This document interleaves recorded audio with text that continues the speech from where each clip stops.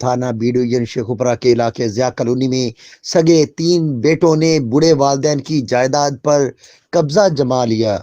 سائلین فضل کریم زادہ و اہلیہ اور ان کے بیٹے شہزادہ خان اور اہل محلہ کا دوران احتجاج ڈی پی او شیخوپورہ اور ڈپٹی کمشنر شیخوپورہ سے دادرسی اور فراہمی انصاف کا مطالبہ۔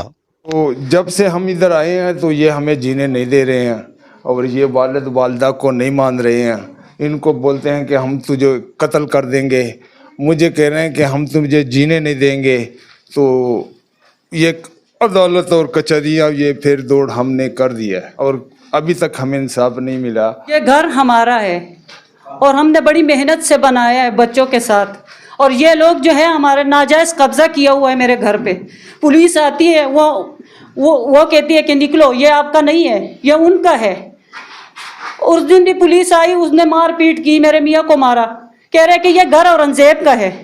یہ کیسے اورنگزیب کا ہے؟ میرا تو 11 نمبر پلاٹ ہے، اس کا 12 نمبر ہے، اور یہ کاغذ بھی ہے ہمارے پاس۔ یہ دیکھیں ہمارے پاس، ہمارے سے ناجائز ہو رہا ہے، یہ کیوں؟